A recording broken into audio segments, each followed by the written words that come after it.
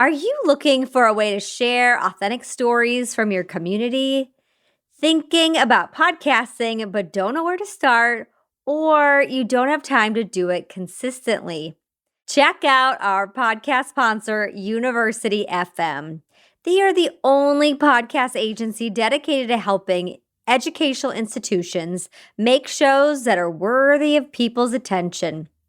Alumni podcasts, research podcasts, podcasts with presidents, they do it all, and they keep the process simple.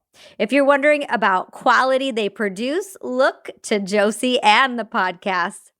University FM's mission is to elevate the voices of your institution. So go visit them at university.fm or message Robert at university.fm to find a time to chat. Links are in the show notes.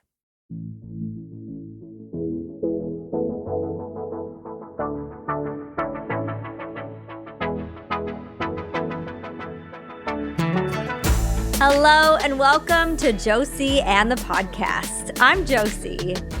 What does it mean to lead in the digital space with heart and humanity? On my podcast, Josie and the podcast, I spend time answering this question with heart, soul, and lots of substance. My goal is to share conversations that encourage you, empower you, and entertain you to rethink digital strategy for yourself and the organizations you support. All right, let's get to know today's featured guest. Gourjoine M. Wade is the Vice President of Student Affairs at Texas Lutheran University. A Louisiana native, Grambling State, and Walden University alumnus, Dr. Wade is a high-impact, outcomes-driven, and social media-connected student affairs thought leader. A first-gen graduate, Dr. Wade has dedicated his 18-year professional career toward finding ways to expand higher ed attainment for those who desire it. He continues to foster a sincere, and when I say sincere, you're going to hear it in this episode, passion to serve students, especially first-gen, HBCU, HSI, and students of color. You can also find him, especially on social, showcasing his life behind the scenes as a husband and a father, and he's practicing all kinds of ways for self-care, whether if it's keeping up with technology trends, politics, taking cruises, going to the movies, and Funko Pop collecting. You can follow us both on all the socials found in the show notes. Find the podcast at Josie AT Podcast on Twitter or Instagram, and I'm at Josie Alquist. G is at Dr. G Wade Speaks. Everything we talk about from resources, people, and posts is found on my website, josiealquist.com/podcast. Enjoy. I am so excited to be joined today by Gourjoine Wade, and we've got so much to talk about. I feel like this is almost like like those YouTube reactors that just like react to videos and stuff. Like I just want to react to all your content and like ask you all the things. Maybe that's what this podcast is turning into. I love it. Either way, it's great. Welcome. Thank you. I appreciate it. Well, the first question I always ask guests is to react to their own bio. And I thought we'd start with Instagram, which is similar to some other ones you've got. Give us some insights on just a couple things because you've got a lot. It says, Vice President of Student Affairs at TLU, husband, girl dad, higher ed pro, movie lover, Funko Pop collector, hashtag Gram Fam, Louisiana boy. That's me. Give us some deets on a couple of those to get to know you more. Oh, let's see. I'll start with the Louisiana boy part, right? Laissez le bon temps rouler, so let the good times roll. You know, Louisiana is a part of who I am and always try to represent that. So without a doubt, happy to be able to highlight that point. Girl dad, I'll talk about the girls. My 15-year-old is my theater kid. She just wrapped up a showcase last night, actually, and I always ask her if I can post some things, and she told me, no, not yet. My 9-year-old, on the other half, the gymnast, you'll probably see more content from her than my 15-year-old, because she's like, yeah, take a picture. Let me pose. and she's always game to be on social. So, Girl Day, they're a fun, loving husband of my wife. We've been together since we were in undergrad. She's still around, so I guess she's going to stick with me for a little while. So happy to have her in my life. She's amazing. And most importantly, I think outside of the family component, just being able to be present and accountable to my Funko Pop collectors, because that's my health and well-being as far as just trying to have something to disconnect away from work. So I just gifted my campus pastor a Funko he was trying to track down. So he was very excited, just made his day. So it's all good. We're having fun, doing lots of good things. And more importantly, happy to have a chit chat today with my fave, Josie. So happy for the invitation to join you today. I didn't bring this out. It's always out on my desk. And so this lady sits next to me. This is the one I have. I'm holding up Wonder Woman. Ah, you got an OG Wonder Woman. Wow. Look at that. Is it OG? Yeah, that's an OG. Yeah. I think I've got a Superman over there too. Yeah, you should keep that. Look at you. You really are like. Oh, absolutely. You can always tell by the design. You should keep the box. Make sure you got the box somewhere. Okay. Oh, Josie, did you throw away the box? Is this like Beanie Babies? Yeah, it is. Absolutely. You got to keep the boxes. I don't have the box. You got to keep the boxes. I tell people all the time because, I'm a combination out of box, in box collector. I never throw away boxes. I have a box filled with boxes for those who are that I collect out of box. So you got to save the boxes. Okay, noted. Well, I see a supersized Superman one behind you. I didn't even know they come in even larger sizes. Yeah, the biggest ones, they'll come in 18 inches. Those are the largest ones. We'll talk more about how you also use those to engage with students. Yeah, absolutely. Thank you for that insight, girl dad. Love for the wife. Hey, did y'all ever get a dog? I saw you post about it. Is the dog coming? Is there a change of plans? So we did not get a dog. This is the funny part. So we went to the shelter and the girls, they were looking and they were playing with puppies. And then the puppy did what puppies do. So he had a little pee, a little poo accident. And the girls were like, no, we don't want a dog. We want a cat. So we left with a kitty and his name is Lido. And he actually had a birthday a couple of days ago. He is now 6 months old. So he has become a part of the Wade family. So Lido Papadopoulos Wade, that's his name. He's a great member of the family. We're happy to have him. Oh, well, and we love a good rescue story. And yeah, sometimes you don't realize till you get there what you're in store for. Yeah, I was surprised. My kids are great, but I knew they were going to want something that was low maintenance. Well, let's talk about before the kids, before the wife, before Grambling or TLU. When you think about growing up, what was your earliest memories of technology, like a tool? Wow. I would probably have to say from a standpoint of, I can remember my mom bringing home a Sega Genesis. And before that, we played, Nintendo. Neighbors had Nintendo and just regular old school Sega. But she got me a Sega Genesis for Christmas. And I was just like, man, this is amazing. Look at the graphics. Like, this is the future. This has nothing on the Jetsons. Like, this is great. I just remember how fascinated I was with just a Sega Genesis, right? And then I keep one still to this day. I pull it out from time to time and play it with students just because I think it's another connecting opportunity to bridge the gap between having conversation and trying to find some commonalities with our students. But more importantly, it's just nostalgic. So I would say that Sega is probably the one thing that pops in my mind. Awesome. Well, you're quite the collector, it sounds like, of some geeky culture. I do. I like things. That's probably why I got too many. I'm like a tinkerer and a collector of things. So you have described yourself as the student's VP, which I really love. How does it show up in your digital strategy, and how do you try to show up as the student's vice president?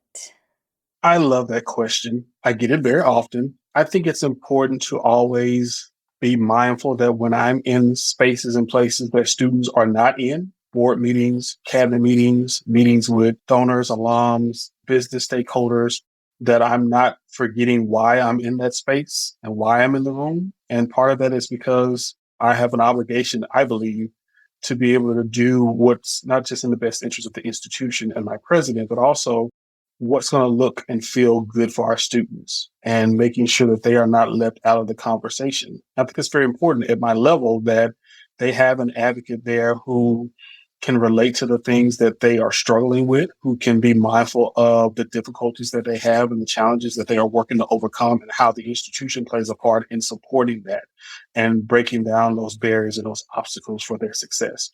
And I think it's important that I be able to articulate that in those different spaces. And social media has allowed me to be able to hear directly from them in more ways than one than what I previously would have been able to do, I think, before being actively engaged in social spaces. And logistically, so I get asked a lot, like, okay, I see G being super active on LinkedIn and Twitter. And how do you do it though? Is it between meetings? Is it when you're winding down, you're getting up in the morning? Logistically, how are you making it happen? Yeah, it's all of the above, actually. I can be sitting in a meeting and I'll have a thought and I will type that thought out in a tweet or a LinkedIn post. I use Hootsuite. I started doing that. It's been a year now. So when I have all these random thoughts, I can use Hootsuite to kind of set that up to come out later. And that way it's very well timed. Also being mindful of, reading the room, so knowing what's going on and not scheduling or tweeting or posting things that are not appropriate for what's happening. So those are important as well. It just depends. I had a tweet or a post on Instagram just before we jumped on because I was irritated at the fact that some places don't give me sweet tea. And then you offer me unsweet tea with sugar. That's just like a violation of the G code. So don't do that. So it just depends. It's mostly random though. It's literally just like my mind working in a million different ways and like, oh, let's talk about sweet tea today. It just depends. I think that's a great example, though, of like, there are others that get just as riled up about sweet tea and are going to respond to that post. And Absolutely. they maybe wouldn't to anything else. Or you may not like LA because I don't think there's a lot of sweet tea options. So I've heard, oh, mercy. I've heard. That's why I'm going to stay in the South. Preparing for this interview and all my guests, I go digging. I didn't dig too deep. Don't worry. We're not like going to reveal something, scandalous. But I'm always watching your stuff, and from LinkedIn to Twitter, you're putting out some like really interesting thoughts in addition to the sweet tea content. But yeah, whether if it is, like documenting something that your students and you are doing, but I also find what I really appreciate, you're doing the good work within digital leadership of, as an executive, you're continuing to point to why this work is important. So there was a tweet that you posted about you like to go onto other institutions' websites and social media feeds to get ideas, but also to realize some institutions got it and some, as you noted, have a lot of work to do. But also kind of your final comment was it does communicate how or if or not they're being student-centered. So I'm just curious, my researcher brain is like, what have you found by popping not to say we have to name any institutions, but by doing that research yourself, how has that helped you in your own practices and even at Texas Lutheran and what you're trying to do? Yeah, that particular tweet got a lot of traction in my DMs from some other colleagues who were like, hey, are you talking about us without talking about us? And I get that a lot, honestly. I'm a little surprised at how often I'll get those messages from colleagues and say, hey, you should say this, or who are you talking about? And, I feel like in our roles as senior leaders on campuses, we have an obligation to push the needle, right? To shake the table. And we don't do that enough. And I think that conversations that we have in our digital spaces allows us to do that. So when I go out and I'm looking at other people's socials and I'm like, and super impressed on so many different campuses, especially some of our community colleges. So that's another conversation. But then some institutions, they are just like social dark. But I wonder how in 2023 that's even a thing. Like, how are you not actively engaged in these spaces? Even if it's just something as simple as saying, hey, good morning to the community, have a great day. But then you have some websites that also are reflective of just that hard to navigate, can't find information, don't know who to contact, chatbots not on type of thing, where it's like, why are we doing that? And wondering why we have disconnect with students. Why are we not making a very conscious effort to create these type of digital spaces where we're really connecting and helping our students to be better on campus and off? It's complex. I just don't understand it. So I do that not to kind of call other colleagues or other campuses out. I do that to find out what can we do better on my campus to be able to be forward facing and supporting students, because we've got some work to do as well, which is why I go back to cabinet and I say, hey, why don't we have bios and pictures of cabinet members on our website so other people can see themselves in us? Potential employees, potential students, potential families and parents. Why can't they see what the institutional leadership look like? So that's something that we're working on now very intentionally because of my social media snooping and going out there and saying, we should be better about these things. So it's not to call anybody out, at least not in full mode. It's to try to find out how can we be better here at my institution and trying to support our students. And if other colleagues kind of take away from that, then that's a good thing. But I think we've got some work to do in our digital spaces. And I don't know why we're not doing better in those places. Yeah, it's interesting how people can quickly go to the defensive. Absolutely. But I also find it just so informative because it is good to look outside of industry, but to also get some ideas and inspiration. Mm-hmm. To have some kind of benchmark can be nice too, formally or informally. So you also have a significant focus and advocacy for first gen. In your bio, it reads, Dr. Wade is a student advocate who continues to foster a sincere passion to serve students, especially first gen, HBCU students, HSI students, and students of color. And you see this in your content too, whether if it's some kind of advocacy. I think you just about mentioned it when we were talking about social and website, being able to advocate or see yourself in some of that content. But you also shared a video on LinkedIn. It was an event, and it was this ginormous pizza, which I can't believe didn't break the world record. You said it didn't. So cool that you're doing video on even a platform like LinkedIn, but that you're doing strategic events for first gen. So I just wanted to get a little insight about that, and even like how in your day in, day out, you're like capturing video and keeping in mind your bio says you're actually doing the work. You're advocating for first gen, so you're posting about them too. I just wanted to make that connection. Yeah, the pizza thing was fun. We did that for first gen celebration. And it's funny because we actually did it again a couple of days ago for our Bulldog Bound event, which is sponsored through our admissions team.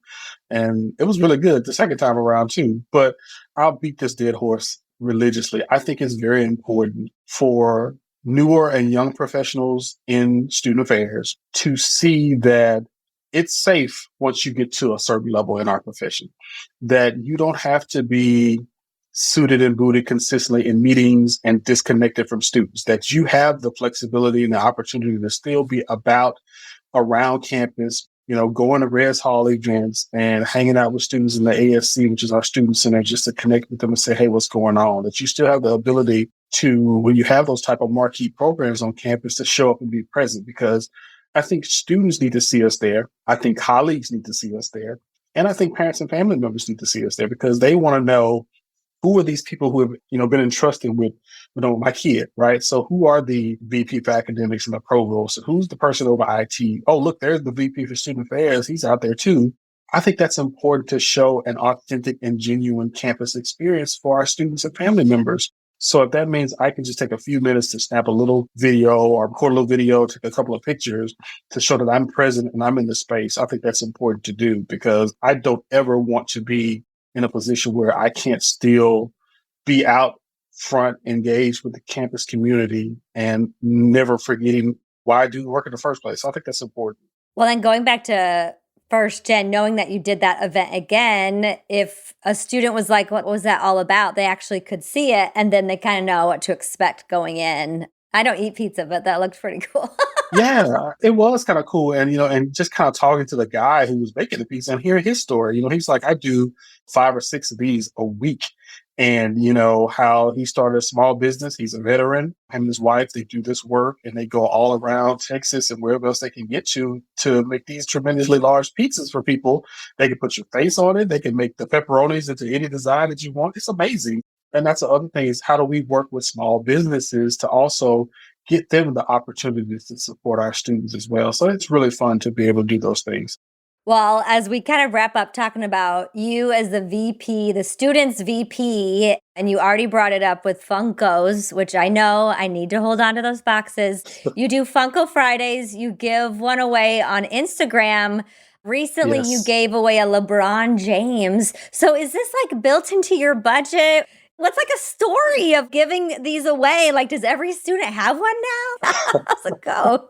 So that's a very fun question that I get very often. Where are you getting these? Do you have like some type of secret stash of extra Funkos, which I do? And it's funny, during the peak of COVID, I was spending time looking at stuff and was like, maybe I'm going to expand my collection and I'll try this and maybe I'll try that. So I start buying a lot of extra Funko Pops that I didn't get rid of. So I just kind of kept them, right? So it's like, well, what can I do with these? It's a lot to try to sell them. So I could just give them to students. And then it came to a point where it was like, oh, this is kind of fun. Maybe I should start trying to do some themes. So Black History Month, we do some Black Funko Pops and Hispanic heritage, So it just became a thing, another way to connect with students in the community and another way to kind of meet students in the community. And I enjoy it. Students look forward to it. They stop me and they say, Dr. Wade, what's the Funko for this Friday? And I was like, no, you got to wait and see. I'm not going to tell you. I get faculty and staff and former students that like we want to participate too. So it's another way to kind of share my passion with folks and find collectors in the process and find new collectors in the process. So now I've got students who started their own little collection. It's like, it started with your first Funko Pop on Friday. So it's like, okay, great. I just enjoy it really much. It's fun. That's awesome. And as we define or deconstruct the word authenticity, I think you hit it right on the head, is like it connects to your passion just so naturally that you can see, like if someone else did that, another vice president at another institution who like really didn't collect that, like it just wouldn't connect, right? And so there could be something else that person could do. Maybe they like take walks all the time or hiking and they form a walking group or something. Like, not to say you don't walk, but Yeah, I do, but not like I should. But I think you're right on the money, though. It's like, find your passion, your authentic best self, and share that so you humanize the role, which I think this is what it comes back to. How do I show people that I'm just a normal person with kids and a wife who likes to go to the movies and likes to connect Funko Pops, and that it's okay to come in here and we connect and talk about your issues, and I find a way to help you. And we also found out that we're also from Louisiana. You find those connections. The Funko Pops are just a key. I was listening to a podcast the other day, and someone was talking about they connected with students over Diet Coke, or they connected with students over hunting or fishing or sports. So I think it's all about bringing your best authentic self to the table. And students can read through that. If you are legit, or if you're not, they're going to tell you, and that'll spread, and other students will stay away from you really quick. So it's important to kind of show up and be yourself. And I think the more we do that, the easier our work can be, because we have broken down some barriers to where students feel comfortable to come and kind of engage with us, which I think is very important. Josie and the podcast is sponsored by Campus Sonar, who partners with higher ed campuses and associations that value marketing and communications as a strategic ally. Together, they empower leaders with insights from online conversation and social listening data to develop and align their strategies with the goals of the institutions they serve. Join Campus Sonar as they debut insights and expertise from their latest industry trends. Register for the May webinar on the Campus Sonar website or find the link in the show notes.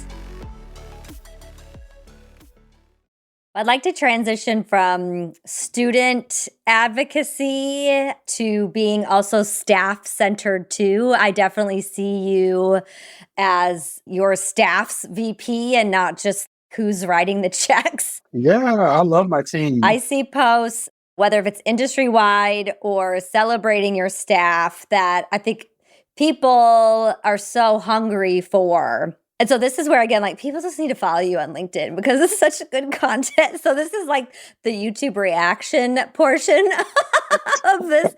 You wrote, student-centered means improving everything that impacts our students. This includes taking care of faculty and staff who support and pour into our students.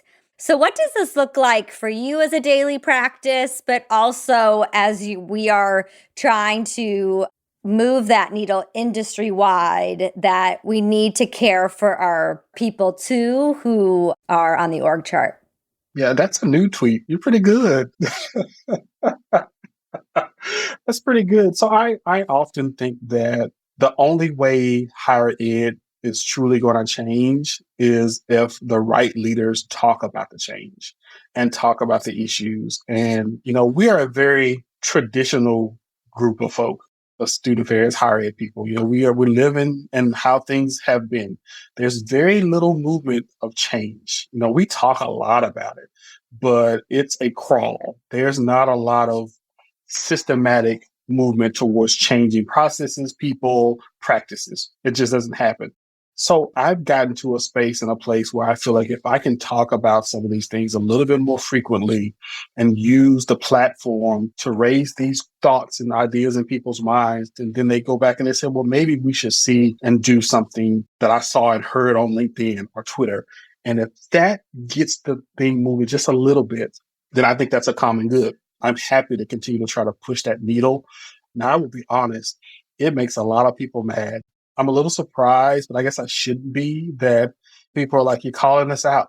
But I think that everything I'm saying, I think I live it and I think they live it too. It's just that people want to talk about it. And that's the problem, is that we know that we are struggling to hire and retain talent. So why are we not trying to collaboratively talk about that and figure out a way to fix it? I don't get that. It's not calling anybody out. It's like, it's an SOS red flag, y'all. We got to fix this. Why are we not fixing it? And I'm hopeful that incrementally, little tweets and DMs and messages here and there will start to get people to really think about change doesn't have to start with a bunch of us. It just takes a few of us. And if that happens, then we can really solve some of our issues that are impacting student success. If I have to go months without hiring a counselor and people are in their feelings because I'm talking about that in a way that they don't like on social media, then that's a problem. And that's not helping students graduate. And we've got to really let that go. We got to let that stigma go. And the more we can do that, the better we are in serving students. That's what we do the work for, if I'm not mistaken. So I don't understand why people are in a hissy fit about what we're saying on social media. Why don't we just come together and try to figure out how to fix it? If we do that, everything will be fine. So if I can continue to ruffle some feathers and raise conversation around some of these issues and it helps, then I'm okay with that. Now, I will say that, I have had a couple of people that will reach out and say, you'll never be a college president if you don't stop talking like this on social media, or you'll be stuck here in Seguin, Texas, or something. And this stuff happens often, believe it or not. And I'm kind of at peace with that. I told my wife that, I've never been afraid of doing hard work. So if it means that one day I'll be working at IHOP, it's cool. I'll still be tweeting about it. So it's okay. But we got to do stuff that moves the needle to help our students and to move our campuses forward. And that's not going to happen by doing what we've been doing for the past 60 or 70 years. It's just not going to happen. We have too many tools at our disposal to just be stagnant. I appreciate you talking so openly. And what I see is maybe causing some good trouble or ruffling feathers or good trouble. There it is. Yeah. And also, though, like a little fire in me of like, some don't want things to change. No, they don't. That they're trying to keep us in our places, that no, that's not what this role that I signed up to be, out of fear, out of whatnot. And just kudos to you for basically saying, bless your heart, thanks, no thanks. Moving forward, I'm going to keep doing this thing. Yeah. Pretty much. Yeah. Thanks. No thanks. We're good. Yeah. Yeah. I do get campus leaders nervous to speak out, whether if it's advocacy or more social justice and equity issues, because they're fearful of the conflict, whether if it's going to be in the feed or in their DMs. And that's the reality of leadership too, but it's aligned back to your values and your truth. I agree. And it is difficult. And I'm not trying to be some type of higher ed mortar or anything of that nature as far as what we're doing and what we're saying, but I think it needs to be said. And again, if we are in the business of supporting students, right? If we're in the business of graduating students, then we should be okay having conversations about what impacts students. And that transcends a large gamut of an institution's operation. Related back to staff and hiring, you mentioned that it's hard hiring. You put out a few posts about this, but I even thought you had a creative measure and strategy. You did a video Hmm. job announcement on LinkedIn where it's just you facing the camera. Your, I think it's inaugural director of first year experience. So, what did you learn in? Obviously, you've got the official HR posts and like all the stuff we normally do, but what have you learned in recruiting? Are you going to continue to use these videos as you think about trying to find good people? That's a great question, Josie. See, this is why you're so amazing because you ask us great questions. So, the video was an opportunity to be very open and honest with potential candidates about what we were looking for, what we can do as far as compensation and benefits, and to create some genuineness about our process. I thought that was important because I hear and see a lot on social and just talking to people about, people go through these long, drawn out multi-day visits and they get to the end and the salaries XYZ dollars and they wasted time, effort, and it's not a good fit. I didn't want to put my team through that. I didn't want to put myself through that. I didn't want to put potential candidates and colleagues through that because I believe in not burning bridges, right? So I didn't want to take anybody through a process and get to the end. They're like, oh, G's trying to pay me $35,000. Why did he do that? Now, it's not the institution's practice. So I did kind of give my cabinet colleagues and the president a heads up that this is what I wanted to do because salary, of course, is a very sensitive topic. And I also needed to have a conversation with my existing team so they would also know and see that, well, this is the salary for this job. This may or may not be what I'm making. So there was some conversation behind that before we went forward facing with it. But I felt it's important to start a good relationship with potential candidates before they get here. And I was a little surprised, actually, a lot of feedback from colleagues across the spectrum saying, hey, we appreciate that type of authenticity. It helped me to know what I'm looking for in my search, or it helped me to have a conversation with my president, or it helped me to really consider how we're going to move forward and do some things on my campus. So I think that was a good conversation starter. And I did that with little to no effort as far as, just recording a video and trying to be my best genuine self for potential candidates, which I think is important. But it does raise a lot of questions about salary equity on campuses, which is why a lot of places don't talk about salary. They either don't want you to know what they pay or they're concerned about what existing employees will think.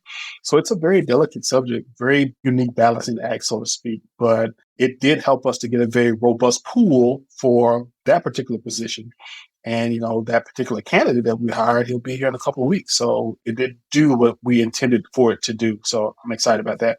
Oh, well, congratulations. That's fantastic. And good to know, too, the lead up that it wasn't just like, oh, I have this idea. I'm going to talk about this position.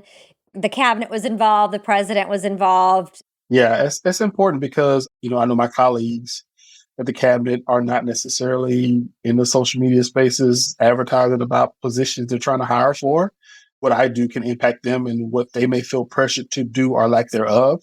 So I try to be mindful of that whenever I'm posting things on social. They're not on social like that, but my action can have impact on them. I've got board members that will send me DMs and say, oh, hey, Dr. Wade, saw that tweet or saw that message. And, that happened just at our board meeting last week. I had a couple of regents that said, oh, I like your content on LinkedIn. I'm like, oh, snap, I'm about to get fired.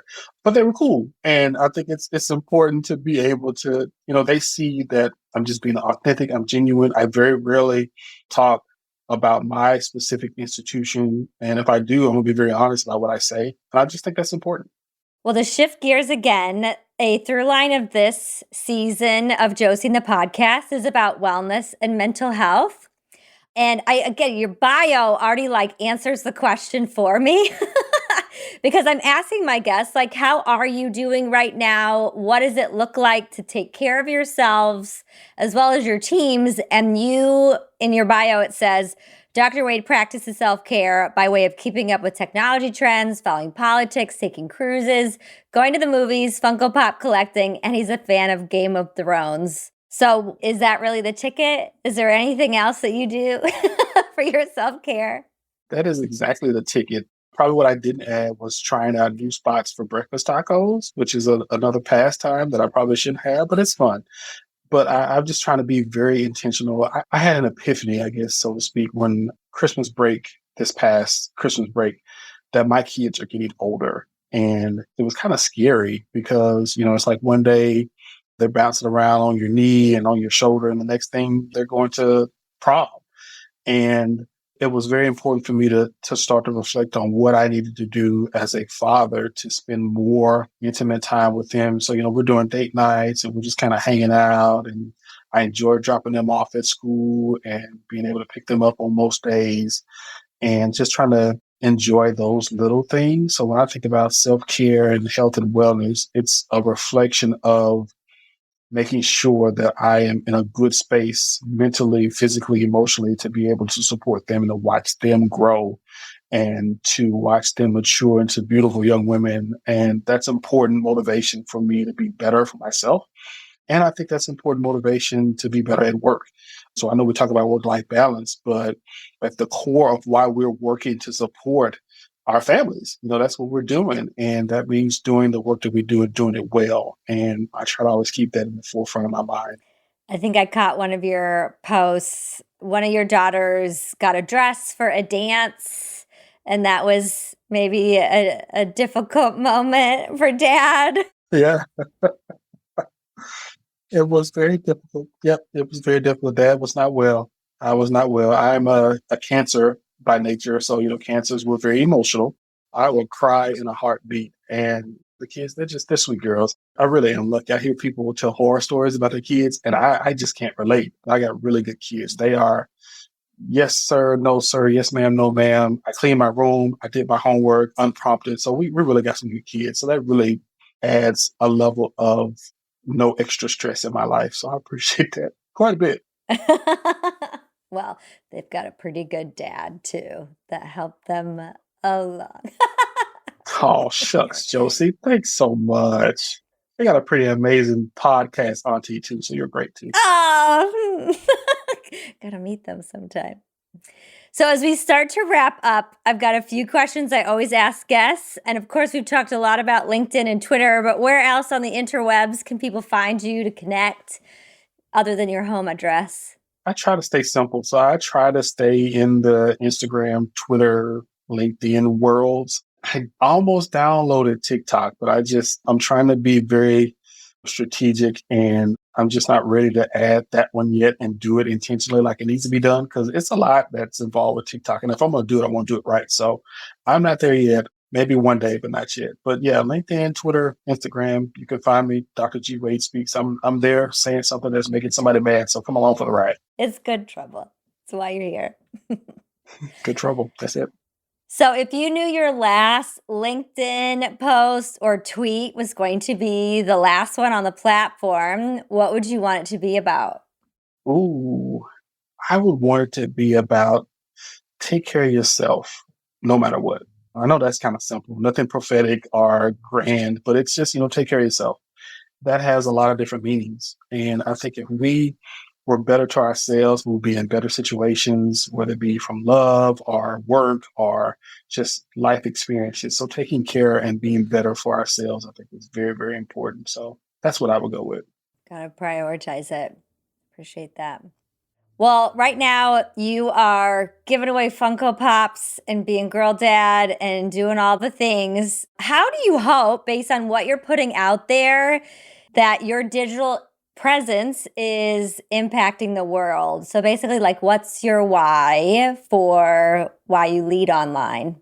That's a fun question, and I have a very simple answer. My why is trying to meet students where they are so we can get them where they need to be. And that means that all of my content, all the things that I share kind of ties back into that premise, whether that be a fellow VP picks up on something and they take it back and they institute something new on their campus, or it's a colleague who takes something away and they find a new opportunity that has changed their lives and now they can pour back into their students. I'm really just focused on students. And that's really just the simple answer. I think if we all go into this doing that, it supports us personally, it supports us professionally, and it keeps us centered on why we do the work. I'm not leaving higher ed. I know we have a lot of colleagues who are left.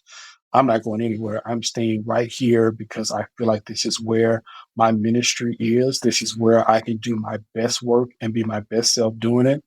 And I'm trying to help the G wave from 25 years ago. So if I can continue to do that, then I feel like I'm making a difference and I'm getting students across the stage, whether it be on my campus or somebody else's campus. I feel so thankful and lucky to have you in my digital and physical world. I get to showcase you all the time, whether you know it or not. Oh, likewise. You're amazing. You're the digital godmother and you're doing such great work. And I'm always just enamored by everything that you do. Oh, wow. Like an auntie godmother. I'll take it. Yeah, I appreciate it very much and love the kickoff to the season this year. That was so appropriate. So I appreciate everything that you do in our spaces.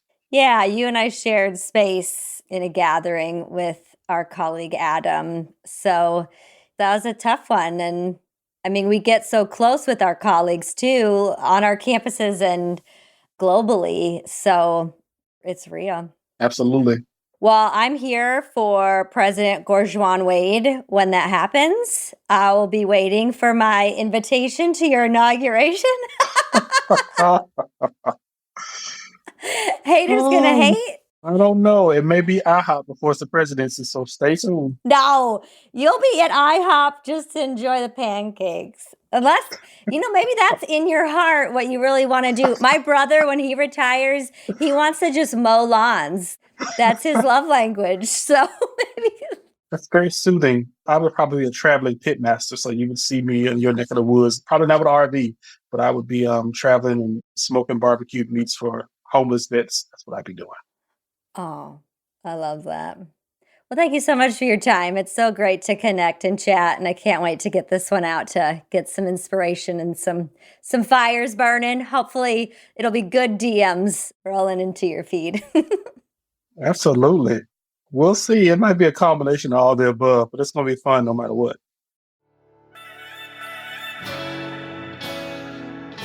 It is certain that G is an advocate for students, being the student's VP. But I could not help but highlight how much he is advocating for staff as the staff's VP too. So many times we can find leaders doing the good work, getting out there for students, but maybe not even giving some basic human care connections with the humans behind our institutions from staff and faculty. And so I had to bring out this quote, this post he put out on LinkedIn, where he says, "Student-centered means improving everything that impacts our students. This includes taking care of the faculty and staff who support and pour into our students." And you'll find posts like this all over the place. And again, we talk about it in the episode. There was one post we didn't get to talk about where we talk about what's professional or professionalism. And it was very timely and telling. He says, "Friends, this is a reminder that braids are professional and appropriate in the workplace. Put that energy towards something that matters." Mic drop. And it matters for a VP to be posting things like this. But I also wanted to acknowledge how G also shared with us that he gets a lot of private messages from those maybe in his same level or above, kind of pushing back, asking him why he does stuff like that. He's maybe pushing too many of the boxes. So talking about boxes, I was also reminded by him, my Wonder Woman Funko Pop over here. I don't have the box. I actually did look around for it, but if you're listening, make sure to keep those boxes. And this was also just another cool example of how Dr. G is being a student's VP, getting to connect with them through his own personality, his hobbies, in a really authentic way. He really is a geek about and loves those collectibles, and it definitely connects with his students. So all things are on the table. I've heard of presidents, vice presidents, or I think there was also this like VP of HR that like were much more like active and out there. And so they would tell the community, hey, I'm going to be going for a walk at lunch. Meet me at the flagpole for whoever would want to like take a walk with me. There was another president in Utah and she like ran with students in a 5K and she's like an avid runner. And so of course, not all community members can do physical things, but that again was really authentic to who they are and things that they would just be doing in their free time. That also relates to getting to what we talked about with wellness and self-care for leaders, and also knowing that all things are on the table, to not discount it. So as he said, like I take cruises, I collect Funko Pop, I'm a fan of Game of Thrones. There's some things you might think, well, just because I love Ted Lasso, is that wellness or self-care? And I guess one would say there's a continuum, right? If that's your only tool, or if TV is the only source for your care. And so you can even, in his bio, he lists out all these different things. And I found in my research, specifically related to social media and students, they were so curious of what quote unquote adults or campus administrators were doing to navigate their own social media choices. And I think us, in the ways that we can, share how we are taking care of ourselves and how we define wellness. Because a lot of stuff from the outside, whether it be on Instagram or the news, we think that wellness and self-care is only in these specific boxes, but it can really look different from a whole lot of different people. Bringing it back to the start of my conversation where I pulled out a post from him about how, almost like a hobby, he looks at campus websites and social to see if it's student-centered. Because his perspective, whether he's in the space that students are in or not, that he is here to represent students, that he's an advocate. Having that perspective, I think that could be such a great exercise for you who are listening that might be in a campus leadership role, and or if you are leading and managing on the marketing and web development side, when you go, like, take down your walls of your title, your experience. Go in there with fresh perspective. If you are an incoming student, if you are a parent who never went to college, who is looking into this campus or this student program for your student, what would that experience look like? And I would not be surprised, like his post said, that there's going to be a lot of work to do, that the way that we communicate so much in higher ed in digital spaces, we use our own language that even people inside organizations don't know what it means. And there's a time and place for it. I saw some thread the other day about talking about bursars and like, why are we still using this word? Or like a provost, what the heck is that? What's the difference between a president and a chancellor? And it's all this hierarchy stuff. Is that actually making your campus not only student-centered, but you're actually attracting students to say, yes, this is a place where I feel seen? Because sometimes that digital footprint of the institution can speak more loudly than you may realize. And again, even in this post, G said that he got a lot of pushback, that people were asking, hey, is that me? Is that my campus you're talking about? But he says, stay firm, push the needle, shake the table. Convos like this need to happen, whether it's your own exploration and pushing the conversation or your own presence online. Finally, his statement about his why is to meet students where they are, to get them where they need to be.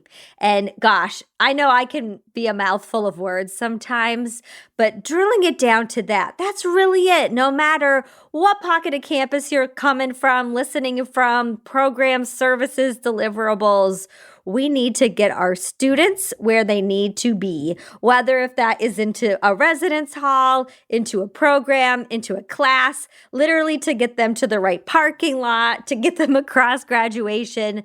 We all are part of the different pieces of the journey, and to look at the way we use social and web and digital communications is valid.